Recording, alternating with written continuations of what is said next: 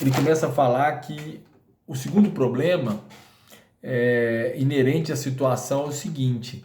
Então, se dissermos que o homem, em seu estado atual da crueldade, é aquilo que sempre foi e que o homem intrinsecamente é, então como pode haver qualquer esperança de mudança qualitativa no homem?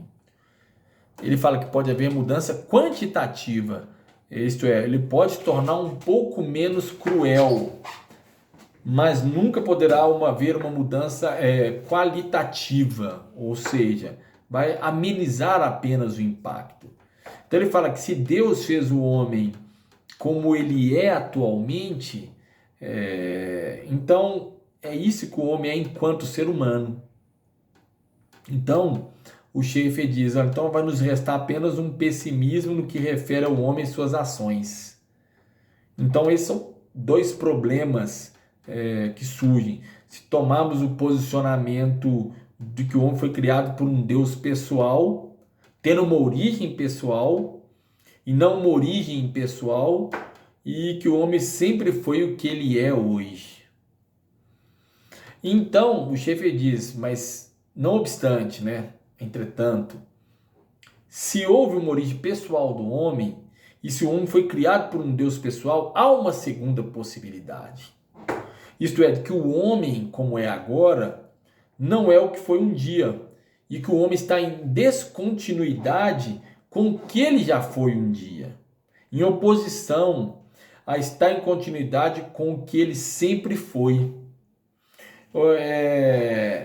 O Schaeffer diz, então o homem é anormal, ele mudou.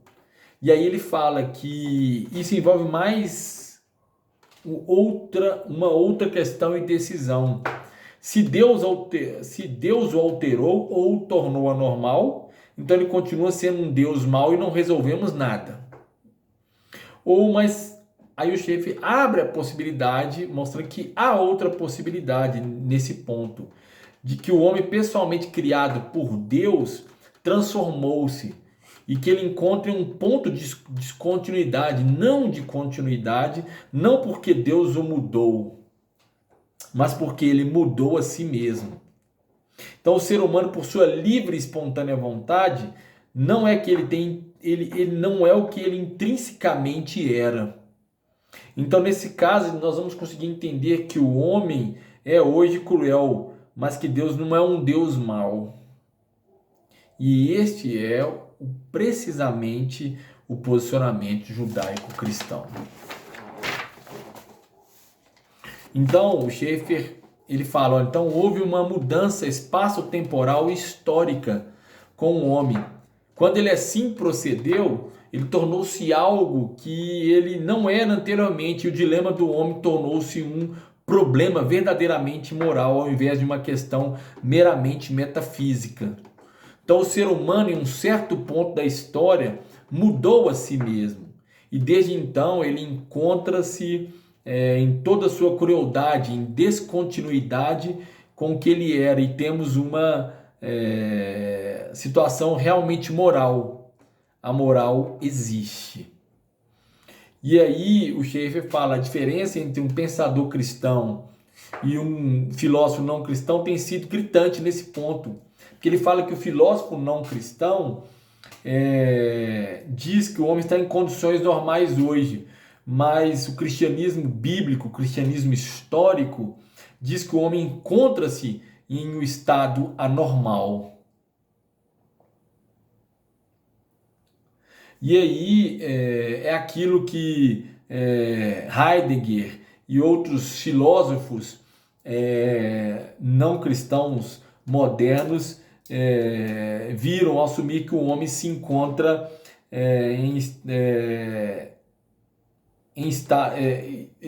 o chefe diz que Heidegger reconheceu que você não pode levantar respostas finais. Então ele fala que se você disser que o homem sempre foi o que ele é hoje, com seu estilo próprio, ele está dizendo que o homem encontra-se em estado anormal. E aí ele fala que ele propôs também, o Heidegger propôs um um tipo muito diferente de anormalidade, de uma anormalidade epistemológica, como Aristóteles fez. Então, isso também não forneceu uma resposta real ao problema. Mas é intrigante observar que o Heidegger, né, e eu falei no início desse comentário, que foi o maior dos filósofos não cristãos modernos, ele viu que assumir que o homem se encontra em estado normal leva a um beco sem saída. Você forçar dentro desse conceito da impessoalidade que o homem vive no estado normal, em outras palavras, você entra num beco sem saída. E aí o Schaeffer fala, olha, quando nós chegamos à resposta cristã, isto é, que o homem é anormal hoje porque em certo ponto da história, espaço-temporal, ele mudou a si mesmo, não no sentido epistemológico, mas no sentido moral, imediatamente o Schaeffer diz, surgem 4 consequências. A consequência 1 vai ser que nós podemos explicar o fato que o homem seja cruel hoje, sem Deus ser um Deus mau. A consequência 2 é que há uma esperança de uma solução para esse problema moral que não é intrínseco à hombridade do homem. E se esta crueldade fosse intrínseca à hombridade do homem, se o homem tivesse sido assim, o Schaeffer fala, então não haveria esperança de solução. Mas se isso é uma anormalidade, há uma esperança de solução. E é nesse contexto que o Schaeffer diz que a morte substitutiva e propiciatória de Cristo, de Yeshua, deixa de ser um conceito incompreensível. E aí ele diz que nós poderemos cultivar esperanças de uma solução quanto ao homem, se partindo do pressuposto que o homem encontra-se em condições anormais agora. E aí o Schaeffer prossegue, ele fala que, baseados nisso, nós podemos ter uma razão adequada para lutar contra o mal, inclusive o mal e a justiça social. E ele fala, o homem moderno não tem fundamento real para lutar contra o mal, porque para ele o homem está em condições normais. Não importando se ele parte do pantudismo oriental, da teologia liberal moderna, da nova teologia, da teologia terapêutica, ou qualquer tipo de pantudismo que pode ser reduzido, incluindo o homem, o Schaeffer diz, ou aqueles que reduzem tudo a partículas de energia, vai cair tudo no mesmo caminho. Mas o cristão, diz o Schaeffer, tem uma boa base na qual ele pode lutar contra o mal, sem ter que lutar contra Deus. E ele tem a solução para aquele problema que o Camus trouxe. Nós podemos lutar contra o mal sem ter que lutar contra Deus, porque Deus não fez as coisas como elas são hoje, como o homem as tornou devido à sua crueldade. Deus não fez um homem cruel e não foi ele que gerou os resultados da crueldade do homem. Então esses são anormais, contrário ao que Deus fez, e assim nós podemos lutar contra o mal sem lutarmos contra Deus.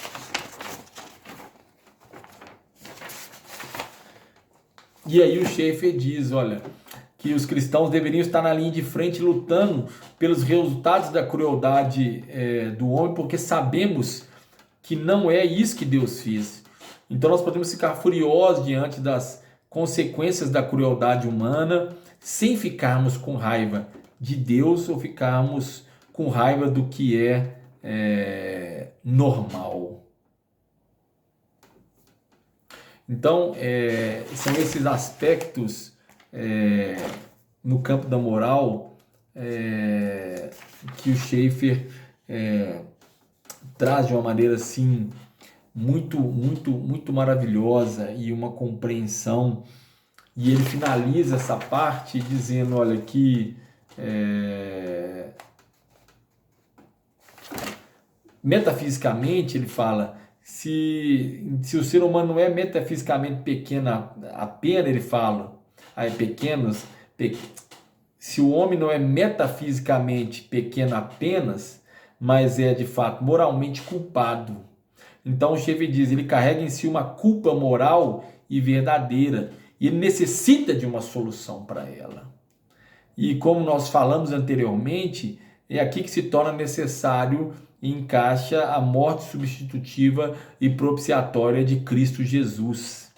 Então essa morte ela deve ser totalmente substitutiva e redentora, ou então nada teria sentido. Não há nada de errado em um homem ser metafisicamente pequeno, Schaeffer diz, ou em ser finito. Foi assim que Deus o fez no início. Mas nós necessitamos de uma solução para a nossa culpa moral verdadeira diante de Deus. E de um Deus absolutamente bom que aí existe. E essa é a nossa necessidade. E aí o Schaeffer fala que finalmente no campo da metafísica precisamos frisar que a resposta nunca pode encontrar-se na palavra de Deus. Ela não dá conta. Interessante, né? Às vezes você pensa assim, uma resposta, a palavra não dá resposta para isso. Parece até uma contradição que o Schaeffer diz. Mas é que porque o Schaeffer diz que o homem moderno está tentando encontrar respostas apenas na palavra de Deus em palavras divinas. Aí você entende. Isso vale para a nova teologia, para uma seita hippie, o Schaeffer falou, e algumas pessoas de Jesus, igual ele falou. Mas a resposta não está no uso da palavra, mas no seu conteúdo. O que Deus nos disse em relação a si mesmo, como sendo um Deus pessoal, infinito e a verdadeira Trindade. E aí, no campo da moral, nós não temos nenhuma dessas respostas, a não ser que partamos de uma verdadeira espaço-temporal histórica queda, que o Schaeffer finaliza. Então, existiu um período anterior à queda. Então o homem se desviou-se do seu ponto de integração apropriado por sua escolha. E assim procedendo, houve uma descontinuidade moral, o homem se tornou anormal. E aí remove esses fatos e a resposta cristã em questão, as questões morais, ela vai se esvair. Mas quando nós... Então é o que o Schaeffer disse, se nós desprezarmos a queda verdadeira, espaço, temporal e histórica, as respostas deixarão de existir. E não se trata apenas de uma extinção do cristianismo histórico e bíblico, como se coloca na corrente da história, mas toda e qualquer resposta que possamos ter para o homem e o seu dilema moral também estará extinta, ok? Então, com essa parte, nós finalizamos 3/4 do livro, e aí nós vamos agora falar também brevemente das questões epistemológicas, como essa crise do homem moderno afeta também nossa necessidade epistemológica, que é o capítulo 3 do livro. Para quem não sabe, a epistemologia é a teoria do método ou bases do conhecimento, a teoria do conhecimento, ou de como chegamos a conhecer, ou de como podemos ter certeza de que conhecemos.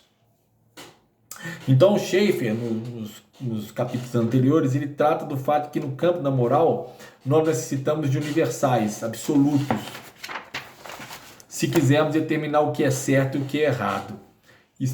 Sem esses universais, o conceito moderno é, em última instância, sociológico.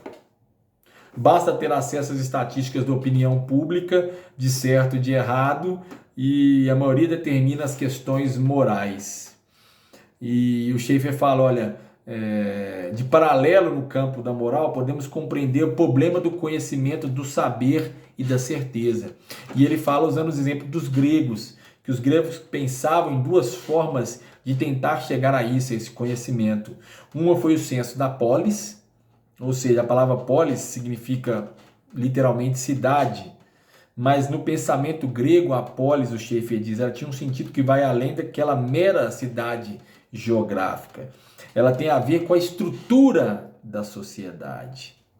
Então, alguns gregos faziam ideia de que a polis, a sociedade poderia suprir o universal, mas os gregos eles eram sábios suficientes para reconhecer que isso era insatisfatório, pois nesse caso nós voltaríamos aos 51%, como Schaeffer diz, de votos ou ao conceito da pequena elite. Então, ele fala que nós acabaríamos indo parar nos reis filósofos de Platão, por exemplo, mas isso também seria limitado. Mesmo que se nós escolhêssemos apenas reis filósofos na polis, certamente eles não estariam em condições de fornecer uma universal capaz de dar conta de todos os particulares. Então, o próximo passo, Schaeffer diz, que os gregos fizeram foi voltar aos deuses, baseados em que os deuses têm de dar algo a mais do que a polis é capaz de oferecer. Mas aí vai aquela dificuldade que nós já falamos. E os deuses gregos, e isso inclui os deuses platônicos, os deuses de Platão, eles eram simplesmente inadequados. Eles eram deuses pessoais em contraste com os deuses orientais, que incluem tudo e são impessoais, mas eles não eram grandes o suficientes, o bastante. Consequentemente, o problema permaneceu não resolvido para os gregos. E aí, aquilo que nós já discutimos nos capítulos anteriores, a literatura grega, a mitologia grega mostra uma coisa muito interessante. Nós nunca sabemos com certeza se o destino são controlados pelos deuses ou os deuses controlam o destino. Será que os destinos são simples veículos de ação dos deuses ou os destinos estão por trás dos deuses manipulando? Então há uma confusão constante entre os destinos e os deuses quanto ao controle final. Então isto mostra a compreensão profunda dos gregos de que seus deuses simplesmente não eram adequados. Eles não eram suficientemente grandes quanto os destinos. E eles não eram suficientemente grandes quanto ao conhecimento. E assim, embora Platão, os gregos, compreendessem a necessidade de encontrar o universal e vissem a menos que houvesse um universal, nada voltaria a resolver satisfatoriamente e eles nunca encontrariam um lugar do qual o universal pudesse proceder, seja ele na polis ou seja ele nos deuses. E aí o Schaeffer diz uma coisa que ele já tinha relatado nos 2 primeiros volumes da trilogia, que se a natureza e seus particulares são autônomos em relação a Deus, então a natureza está tragando a graça. Ou então poderíamos expressá-lo da seguinte forma: tudo que nos resta são particulares e os universais acabarão se perdendo não apenas no sentido moral, o que já é suficientemente ruim, o Schaeffer diz, mas também no campo do conhecimento. E aqui nós vamos observar, a tendência do homem moderno e seu cinismo. E aí o Schaeffer diz, foi aí que tudo começou, fomos relegados a massas particulares, mas não temos nenhuma forma de reuni-los. Então o Schaeffer diz, nós achamos que a essa altura a natureza está tragando a graça no campo moral ou até mais basicamente no campo da epistemologia também. E aí o Schaeffer, muito legal nessa parte, ele fala do Da Vinci, que Da Vinci ele se torna importante por isso, ele foi o primeiro matemático moderno, e ele realmente entendeu o dilema. E o Schaeffer diz que ele compreendeu onde o homem racionalista chegaria com a passagem de todas essas centenas de anos entre ele e o homem moderno, e se o homem falhasse em encontrar a solução. E aí ele fala que o Da Vinci era um verdadeiro gênio no sentido lato da palavra mesmo, alguém com a compreensão à frente do seu tempo, porque o Da Vinci realmente compreendeu. Ele entendeu que se você parte de uma base racionalista e do homem partindo exclusivamente de si mesmo, sem nenhum conhecimento externo, você terá somente matemática, particulares e acabará apenas com a mecânica. E, em outras palavras, o que o Da Vinci fez? Ele estava tão à frente do seu tempo que ele compreendeu o fato que tudo acabaria sendo reduzido a uma máquina e não haveria mais universais em qualquer sentido, os universais seriam extintos. Então o Da Vinci realmente tornou-se muito semelhante ao homem moderno. E o Da Vinci nos disse, né, que nós deveríamos tentar pintar os universais. Isto está muito próximo do conceito do que o Schaeffer fala, do conceito moderno da experiência superior. Então ele pintou e foi pintando e tentando retratar os universais. E ele tentou pintar o universal da mesma forma como Platão teve ideia de que se realmente quisermos obter conhecimento de cadeiras, é necessário ter uma cadeira ideal em algum lugar que englobe todos os tipos de cadeira. Então o Da Vinci, que era um neoplatônico, ele entendeu isso e disse: deixe o homem produzir os universais. Mas que tipo de homem, né? É o homem matemático? Não, o Da Vinci deixava bem claro. Não o homem matemático, mas os pintores, os homens sensíveis. Assim, o Da Vinci, como o Schaeffer diz, ele é um pensador essencial no campo da epistemologia humana. E aí o Schaeffer cita o Whitehead, que ele destacou uma coisa muito, muito, muito contundente, que ele diz que os primeiros cientistas acreditavam que o universo foi criado por um Deus razoável e é por isso que o universo pode ser investigado pela razão. E esta era a sua base.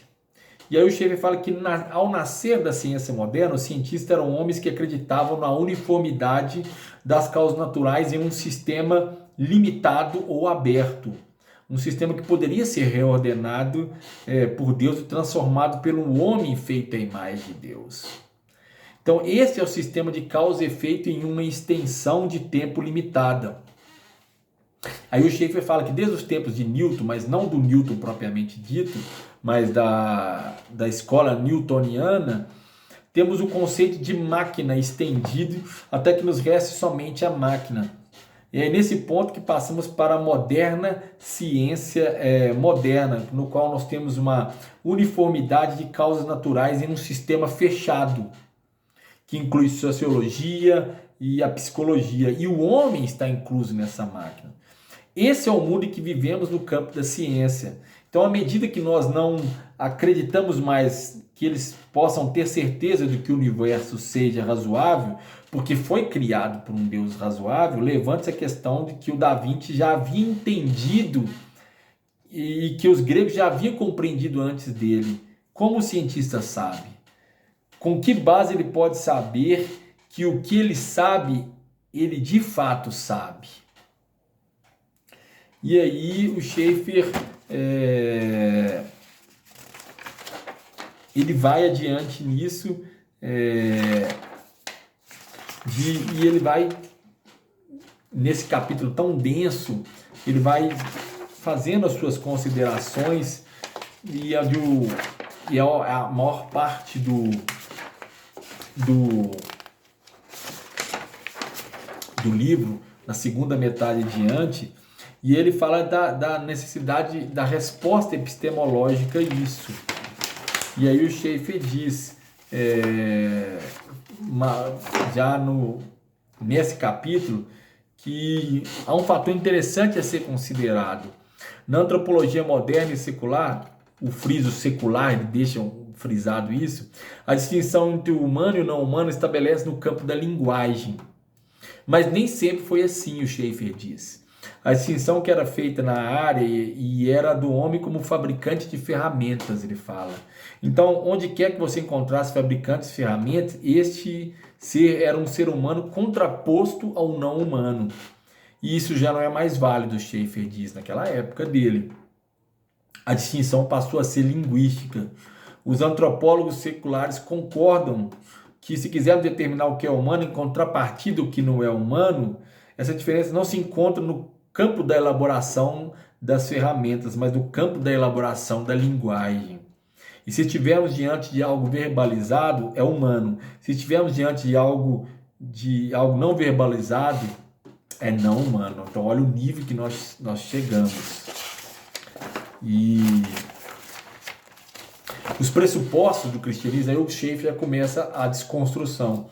Os pressupostos do cristianismo começam com um Deus que existe, que é um Deus pessoal e infinito, que fez o homem à sua própria imagem, e ele fez o homem como um ser que verbaliza propostas e afirmação na sua comunicação horizontal com os outros seres humanos. Até os antropólogos seculares dizem que se de um jeito ou outro, e eles não sabem por quê, o homem é um ser verbal. Então nós temos algo diferente no homem. A Bíblia diz, e a postura cristã diz que Deus é um Deus infinito. E sempre houve comunicação antes de qualquer coisa fosse criada na Trindade. Então o Schaeffer fala, se Deus fez o homem à sua própria imagem, parte dessa imagem é que o homem é um ser verbal. E esse fato encontra-se na unidade da estrutura cristã. É sensacional isso. Isso é espetacular. E aí o Schaeffer prossegue no raciocínio. É o Deus pessoal infinito que existe, não uma mera abstração, que faz as coisas associarem de tal forma que os primeiros cientistas tiveram coragem de ter esperança de descobrir a explicação para o universo. O Deus que existe criou as coisas que existem no universo de forma articulada, cheio de relações. E o Schaeffer fala que, de fato, todo o campo da ciência aponta para o fato de que ele criou um mundo em que todas as coisas foram feitas para cooperar umas com as outras, para terem relações entre si. E assim Deus fez o universo externo que torna possível a ciência verdadeira. E também fez o homem e o fez para viver naquele universo. Então o Schaeffer diz, ele não fez o homem para viver em outro lugar. E assim nós temos 3 fatos simultâneos. O Deus pessoal infinito fez o universo, o homem é que ele fez para viver naquele universo, e a Bíblia, as Escrituras, que ele nos deu para falar sobre o universo. Isso é sensacional. Seria de estranhar, o Schaeffer diz, haver unidade entre as coisas. E por que motivos, o Schaeffer diz, nós deveríamos ficar surpresos ao descobrir isso? Então ele fala, Deus fez o universo, fez o homem para viver nesse universo e nos deu a Bíblia, as Escrituras, a sua revelação verbalizada, proposicional e objetiva, para nos transmitir o que precisamos saber. Então ele fala, na Bíblia, ele não nos fala apenas de uma moral, a qual fornece padrões morais verdadeiros, ao invés de meras estatísticas sociológicas, mas ele também nos dá entendimento suficiente para articular o nosso conhecimento. E a razão pela qual o cristianismo não tem problema epistemológico, prossegue o Schaeffer, é que precisamente a mesma razão, porque não há para o cristão problema nenhum quanto à questão da natureza e da graça.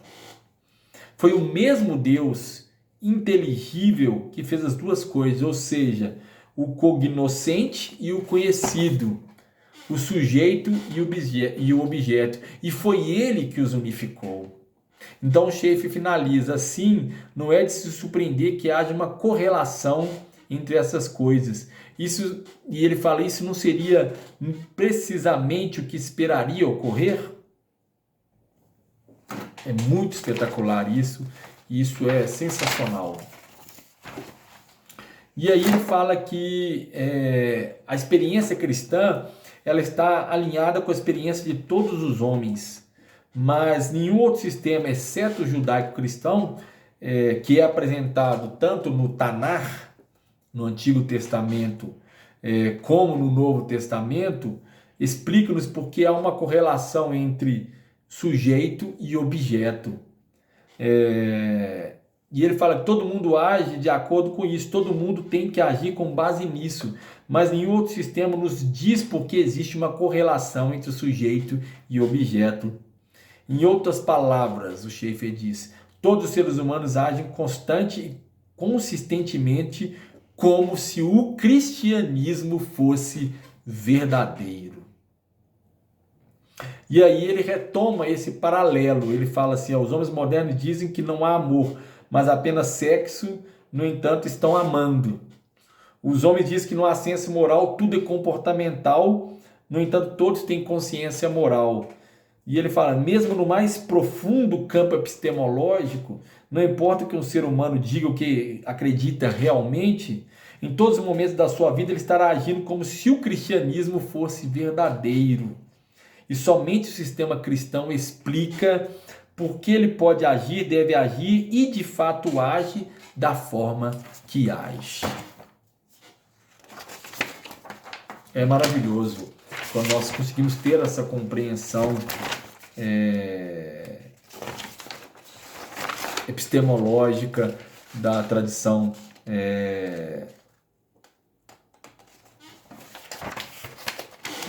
judaico-cristã. E o Schaeffer ainda nesse capítulo ele fala, olha, e nós sempre encontraremos um Deus que intervém no mundo, respeitando as leis naturais do mesmo como ele as criou.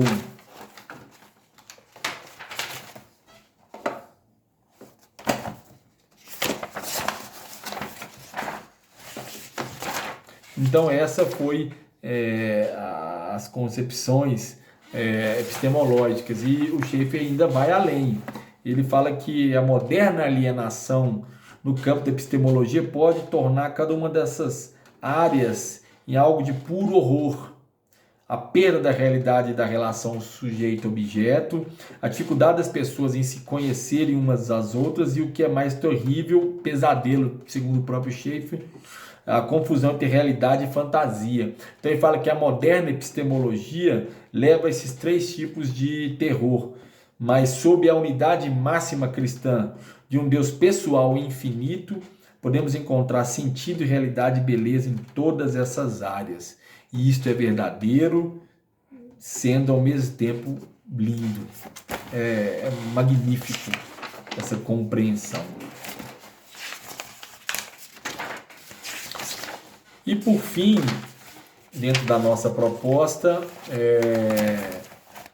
a última pergunta, nós falávamos sobre um dos apêndices, né? O que o Schaeffer queria dizer sobre fé, entre aspas, versus fé.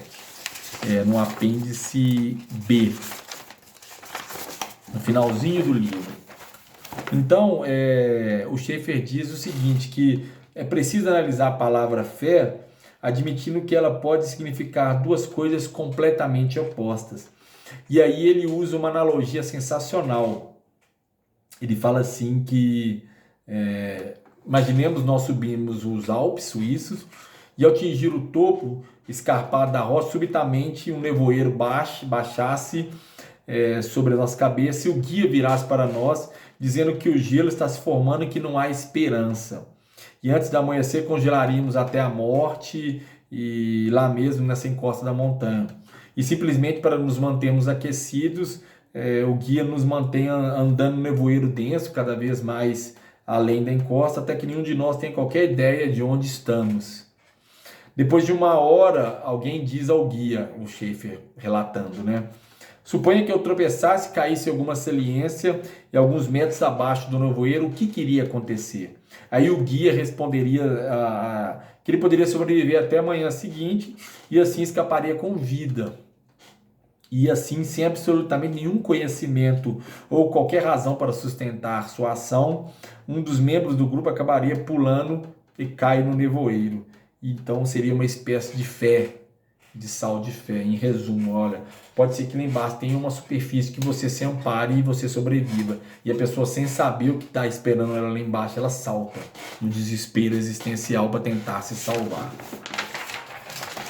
E aí o Schaeffer mostra uma situação 2, que depois de termos explorado a encosta, no meio do nevoeiro, com o gelo acumulando na rocha, tivemos parado e ouvido uma voz dizendo: olha, vocês não podem ver-me, mas eu sei exatamente onde vocês estão, pelas suas vozes. Estou no outro pico.